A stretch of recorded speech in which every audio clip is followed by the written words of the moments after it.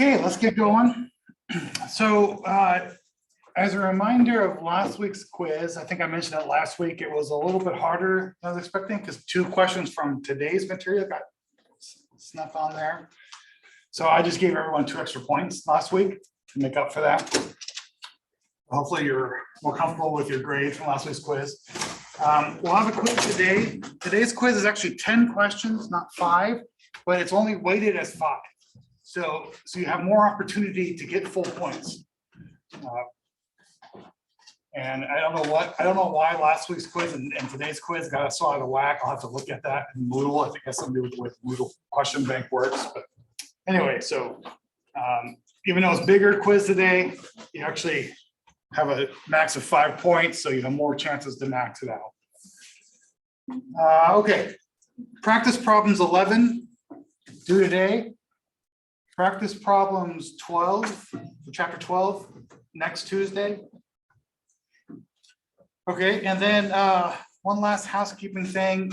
This Thursday, 2 days from now, I have a conflict at this time, so I have to cancel class. So don't come. No practice problems, no quiz. Don't worry about it in this class for a week. We'll do your practice problems for next Tuesday. And we'll finish this chapter on Tuesday before we go into start chapter 12.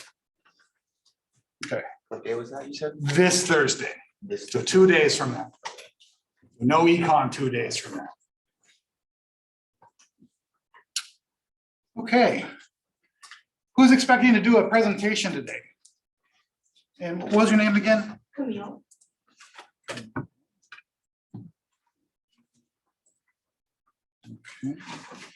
Anybody else?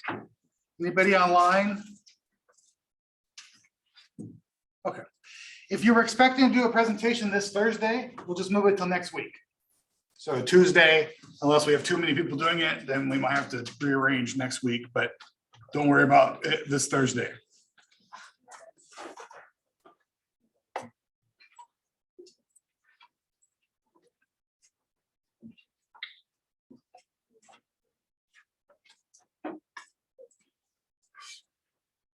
All right, well, let's get to today's stuff.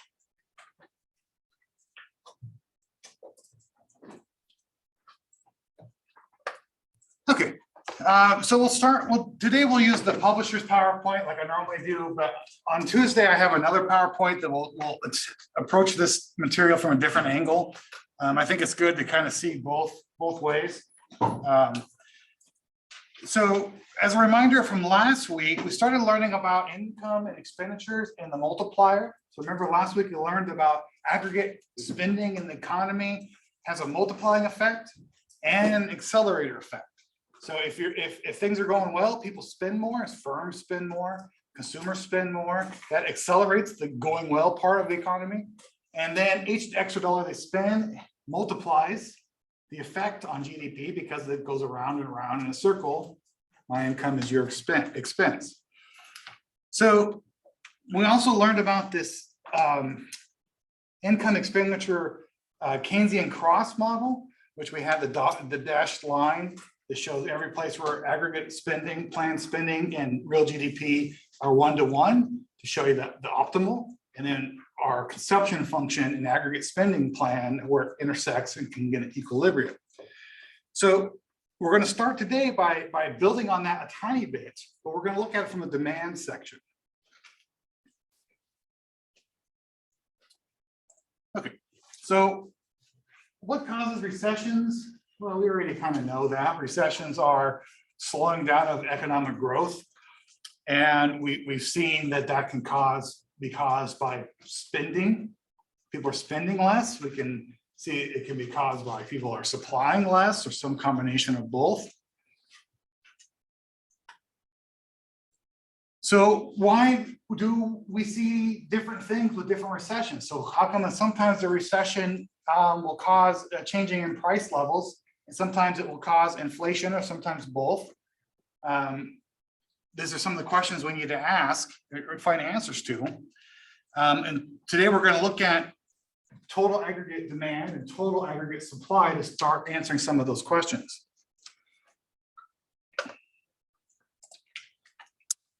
So here's the aggregate demand curve. So it slopes down, right? So over here we have total aggregate price level. Down here, real GDP, right? So what are we talking about aggregate price level? This is like a price index for all prices. And this is more of a theoretical construct. We're not talking about like adding up all prices, because this is all prices of everything in our economy, not like all prices of a particular item. This is all prices. So in aggregate, go up or down, right? And there's an effect on real GDP. So this looks a lot like when we looked about chapter 3, a demand curve for like individual spending, right? Which remember is if the price of something goes down, we want more of it. If the price goes up, we want less. But they're not quite the same. They look the same, but they're not quite the same. And why is that? Well, let's look at what affects this.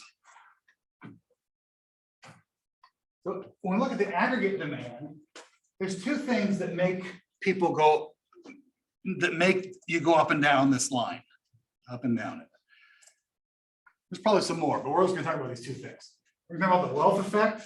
We're going to talk about the interest rate effect. So the wealth effect is if we have more money, we want to buy more, we demand more, right? So if there's more money in aggregate in the economy, then we demand more.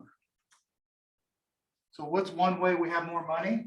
Well, if the prices are going down, because if I go to the grocery store with $100, and this week $100 allows me to buy this much demand, and next week prices went down, so my $100 bought 90% of what they did before. I'll buy $10 more, demand more. Or if my wealth in aggregate is going down, right? Prices are going up, like I buy less, can afford less in real terms, demand goes down. And then there's interest rate. So we've already been talking about interest rates quite a bit. And we learned from the supply side, interest rates matter for lots of reasons. And one of those is if I'm going to invest in the economy if I own a company, and I'm going to buy a second industrial robot or expand my factory, I'm going to borrow money. And I'm only going to borrow money if I'm expecting a profit higher than the interest rate. So lower interest rates mean I'm going to invest more in the economy.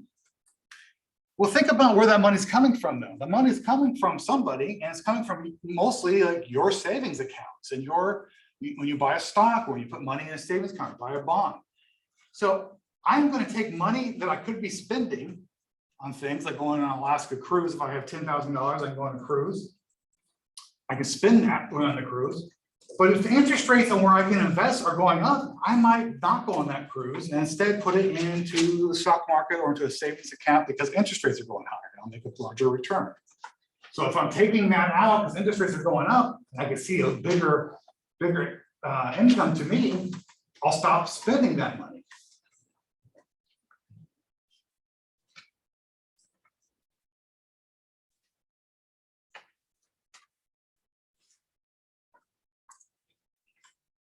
Okay, so refresher from last week. This is the model we learned last week, the Keynesian cross. Right, so we have all the planned spending, and then we can go up on the aggregate planned spending, and this is a consumption function, and then we add a planned spending, and we have a new equilibrium where GDP and intersects with our Keynesian cross.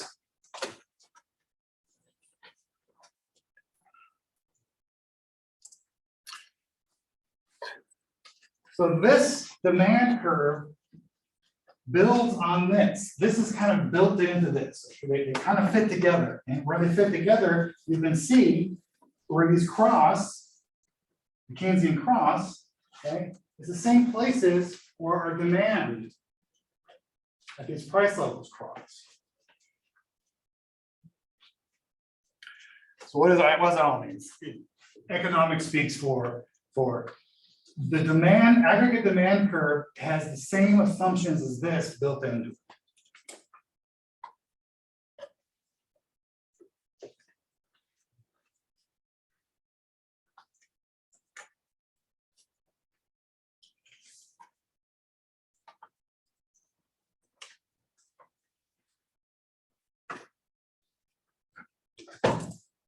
Okay. So we were just talking about moving up and down the curve. Going up and down, all else being equal, aggregate price level affects real GDP. But we live in the real world where things are complex and we can't hold everything equal. And that means that we can have shifts in that aggregate demand curve. So what causes shifts in the demand curve? Will change in expectations.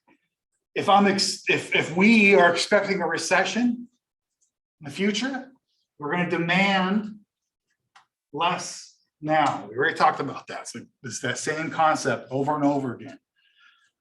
If we have a change in wealth, we're going to demand less or more. So they'll shift the whole curve. Wait a minute. I just said a change in demand will shift, or change in wealth will shift the whole curve. But I also said a change in wealth right here will move you up and down the curve. So which is it? Well, there's two different changes in wealth. This is a change in wealth directly related to pricing. So if prices go up, if there's inflation, I have less wealth.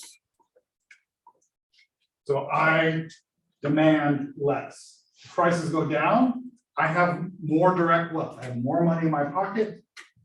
Price growth goes up. But the shift is happening down here when there's something outside happening. So this is like the Great Recession housing boom, where everyone that owned a house saw their house value go through the roof, and they took money, little extra mortgages out against it, and spent that money, or they sold, or they thought they could sell, so they started spending money. So they had a feel from externally from price level, they had a feeling of wealth, so they started demanding more. Right? There's the size of existing stock of physical capital, and there's government policies. Fiscal and monetary. So we learn about fiscal next week, next chapter, and monetary 2 weeks from now. So this is what it looks like when it shifts. So a rightward shift and aggregate.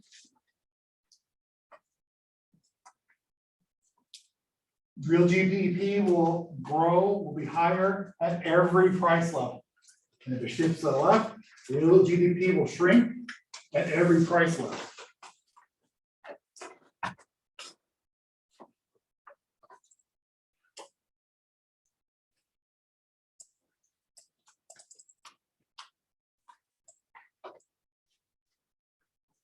Okay, so just more examples of that. Here we're talking about changing expectations. Consumers and firms become more optimistic. Okay, they see a boom coming. They'll demand more at every price level. So the in aggregate quantity for demanded at every price level, which equates in aggregate to real GDP growth, or they're being pessimistic, shifts to the left. The changes in wealth, the real value of household assets rise, shift to the right, assets decline, shift to the left. So the Great Recession was fueled by household assets being in the household most people own. They felt richer because the prices were through the roof. And here, this is like now. So the stock market's crashing. So people see their stock portfolio and they think they feel poor. So it shifts to the left. Size of existing stock and physical capital. When an existing stock and physical capital is relatively small. All right. So interesting. So I was just saying how these two models are so related that this is implicit into this. And we just found the connection here. So remember, we learned here that if inventory is low, if you have negative, unplanned inventory, what do? You start building more inventory.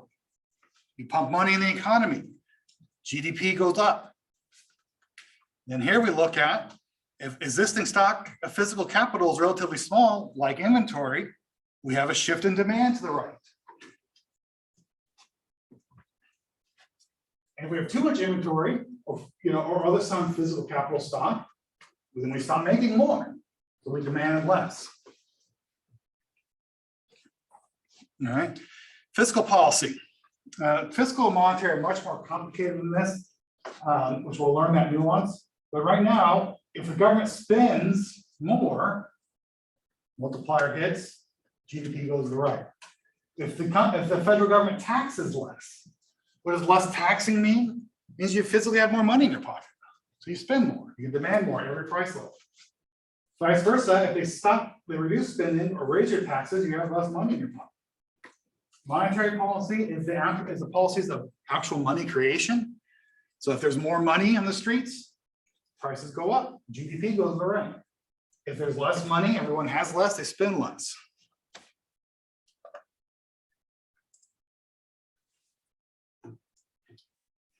Okay.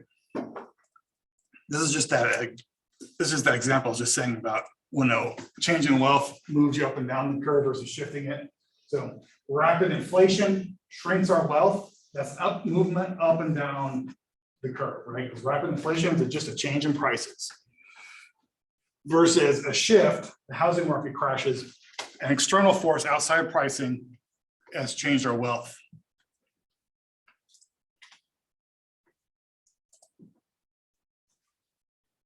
Okay. And this is an interesting little question. How do you distinguish between shifts of the curve and movements along? It's hard. It's not always so clear. It works a lot better in theory where we can control it. In practice, it's not always so clear. So we have 1979, prices rose 14.8%, while consumer investment spending dropped. So that was both a shift and a movement.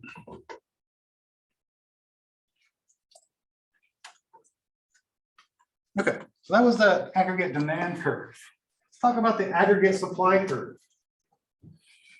Right, because we're talking about demand, we always have to talk about supply. So we have to divide supply up in two different ways of looking at it. The first one is short run aggregate supply. So in the short run, when prices change, it will change the output, therefore real GDP on the supply side. Why is that?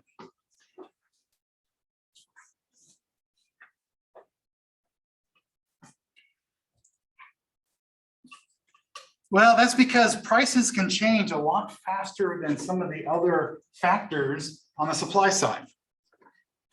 Prices can change overnight, really. They can change quickly, but your wages don't change. So if I run a company and I have 100 employees and prices of a product went up overnight or have gone up, I'm not going to pay my employees more, but I'm also not going to pay them less. I mean, you could pay them less, they get very upset. So in the short run, your costs are going to stay the same, but the prices you have no control over. So let's take a refresher of that. What do I mean by that?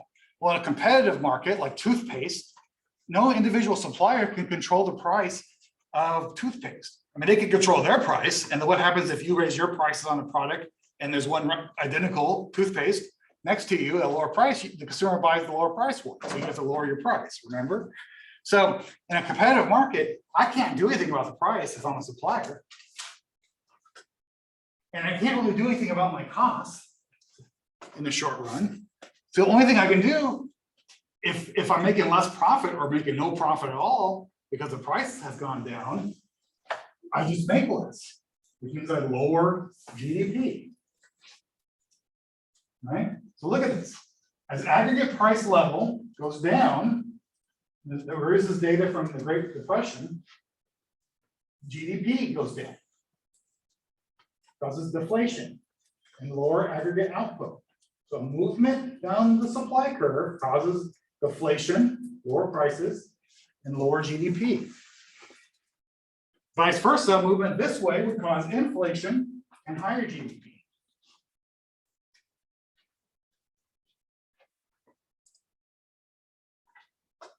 Okay, so why does it slope upward? Okay, so we just talked on the demand side that it's similar to your personal demand curve. Prices go down, you want more, but it's a little bit different. Same as the supply curve. So it's a little bit different about the supply side. And it's because of things like nominal wages. Wages are sticky. Employees will be really mad if every time the price of your product goes down, you cut their wages. And also you'd be mad because if you cut their wages all the time because your profit went down, then when your profit went up, they would demand more. You don't want that. Everyone wants wages to be stable and steady and not going up and down on demand.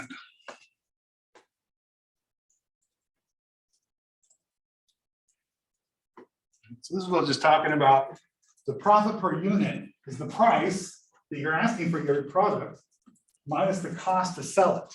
So in perfectly competitive industries, you can't change the price. And in most industries, you can't change your production costs in the short run.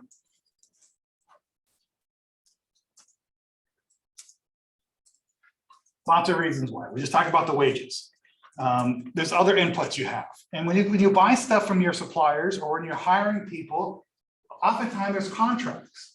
So you buy it, if you're buying, some good, you're going to buy 10,000 over the course of a year. You have a contract with that person you're buying it from that says the price and how much they'll deliver. You can't, just because the price went down in June, halfway through the year, you can't start paying them less. You have a contract with them. So in the short run, your costs are pretty locked in.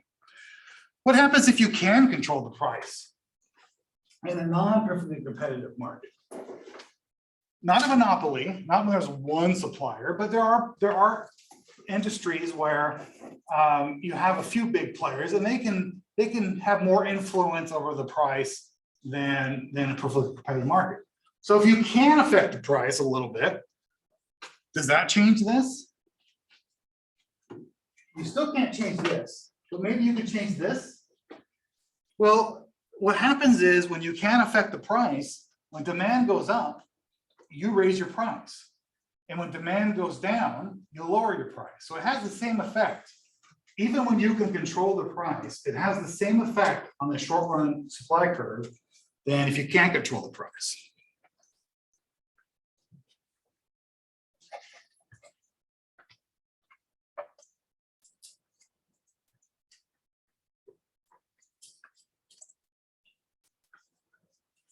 Okay. So again, we were talking about going up and down the supply curve. Well, it shifts too.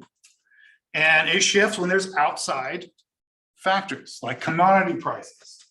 This commodity price, well, commodity is an intermediate good that's used in the production, normally is used and consumed and used up in the production of your goods. So oil is a good commodity. If those prices are going down, that means your costs are going down and you're willing to supply more at every price level. And if your commodity price is going up, like right now, oil has doubled the past few weeks because of the war. So you're going to want to, your production costs have gone through the roof if you rely on oil. And the only thing you can do if you can't change the price and your production costs have doubled is you can sell less, so you stop hemorrhaging money. So you stop losing money on every sale. Right? Shifts in nominal wages, nominal, not real wages, nominal, so including inflation. So if there's a big shift in your wages, up or down, will shift the whole supply curve. And then productivity.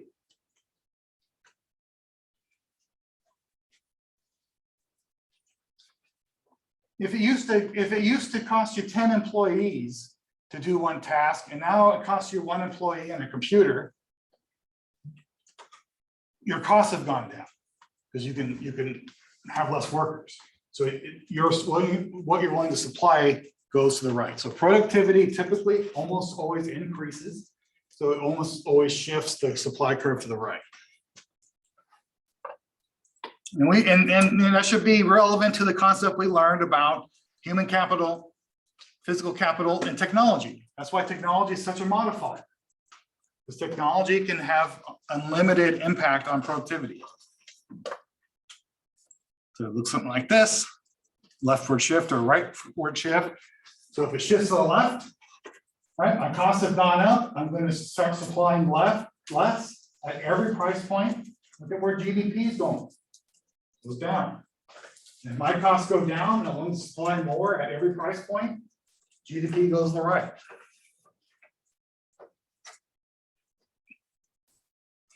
It looks something like this. For these different examples. The commodity price falls, I make more money at every price, I supply more, commodity price rises, so Russian oil. Oil through the roof. So suppliers are going to start making less. Nominal wages, same kind of concept, and changing the productivity. Again, really rare this one. I mean, it happens individually, but overall, productivity has increased 22 times in the past 30 years.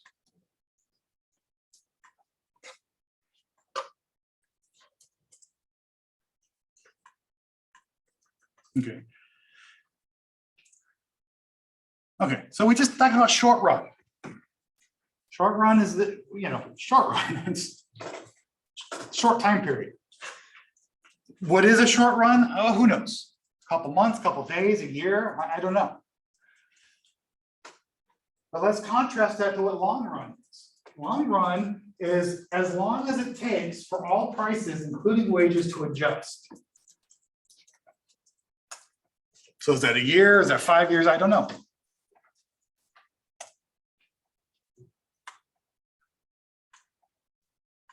But in the long run, I can pay my employees. I can renegotiate with my unions to pay my employees at a different price. I can renegotiate with my suppliers to buy my commodities and my other inputs at a different price. I can invest in technology to make my current workers more productive over time. You can do a lot of stuff. And over time, I can adjust all my prices, all my costs, everything, so that only the prices have changed.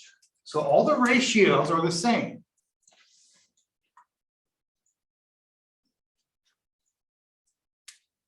So why is that? Why would I adjust the ratio so it's the same ratios, just prices have changed? Well, because we live in a competitive environment.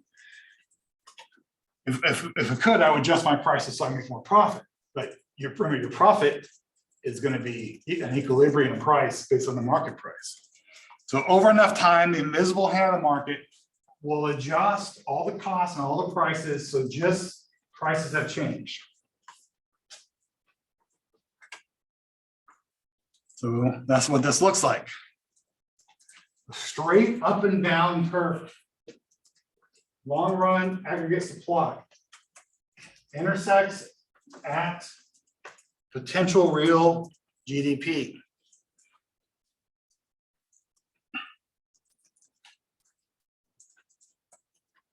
So in the long run, suppliers will supply at the level of real GDP, not being affected by price level. But it doesn't matter the price level. Because in the long run, they'll just adjust all their contracts, everything, prices, input costs to reflect the change in price level.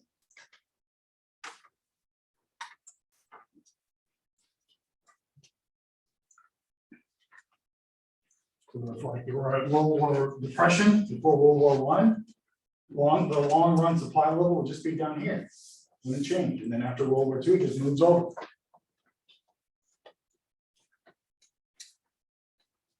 So let's look at what that looks like graphed differently. So the orange here is our long run, so potential output. The blue is our short run.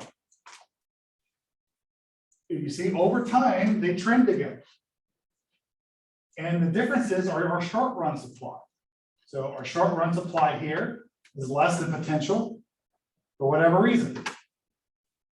Economy contracts. Here's above potential. I imagine this is correlated down here to recessions and booms. Here's the Great Recession. And I bet if we continue on to now, it would probably level out, maybe go above.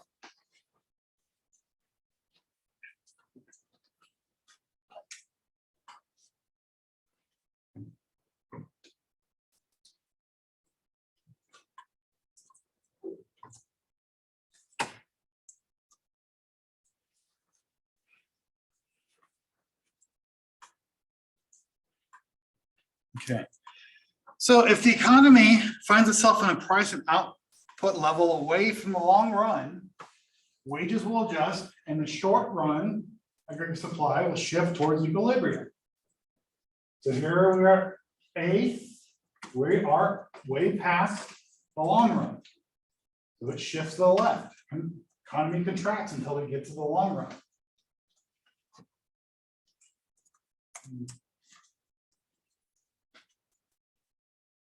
They're shifting to the right.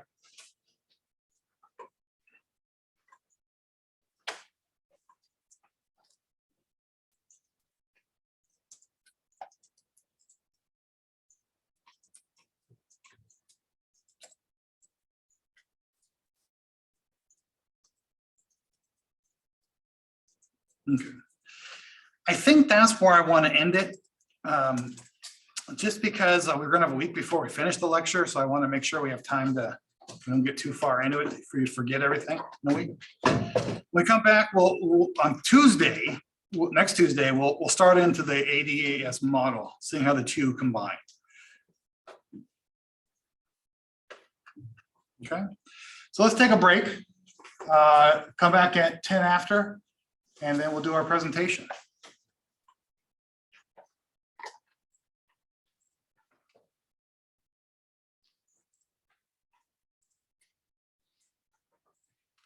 Okay, well, let's get going. Let's do our presentation.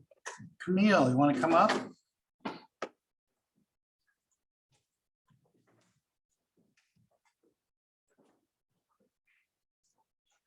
So the best way to do it is to just click on the slide you want to do. Sure. Because that's the best way to share it. So. Oh.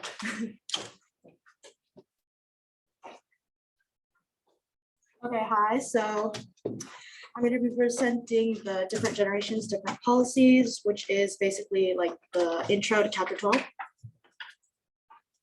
So in the chapter, it gives two similar scenarios, one in US and then one in Europe.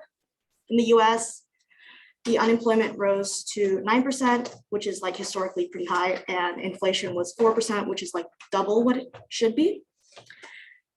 So the policymakers at the Federal Reserve had to basically ask the question, should we try to fight unemployment or try to fight inflation? And in the end, they chose to continue with an expansionary policy, which reduced inflation rates, tried to fight unemployment, and had goals of boosting the economy. On the other hand, in Europe, the European Central Bank had to ask the same question because they had the unemployment rise to 10%. And the inflation was at 3%. So basically same scenario and same question, but they actually chose to go the opposite direction and try and fight inflation. So they had a contractionary policy. And in the end, the younger policymaker at the Federal Reserve made the correct decision and inflation went back down. So why was there a difference in decision, even though they had basically the same scenario and same question? The policymakers at the Federal Reserve and the European Central Bank had an age difference, 11 years. The older one grew up in the 1970s, and in the 1970s, there's like high inflation back then, and people who grow up then are a lot more likely to be worried about inflation.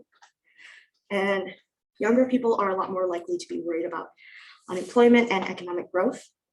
The younger policymaker also understood that economic slumps can arise from different types of shocks, while the older had mostly experience with supply shocks, and we learn more about that later in the chapter. And then the second presentation is moving along the aggregate demand curve, which I think Professor Stratton did cover a little bit about. So after the oil crisis of 1979, there was a sharp increase in the aggregate price level. Rate of consumer price inflation reached 14.8% in March 1980. The Federal Reserve stuck to a policy of increasing the quantity of money slowly, so they put more money into circulation. This actually resulted in the value of money going down, as well as an increase in demand for borrowing and a surge in interest rates above 20%. So the increased interest rates caused consumer investment spending to fall, and purchases of durable goods like cars fell by 5.3%, and real investment spending fell by 8.9%. So why is this in the chapter? During the event, the economy actually responded as expected if we look at like the aggregate demand curve. So the wealth effect and interest rate effect of a change in the aggregate price level caused the quantity of aggregate output demanded to fall as the aggregate price level rose. And then that's an example of the graph. That's it. All right.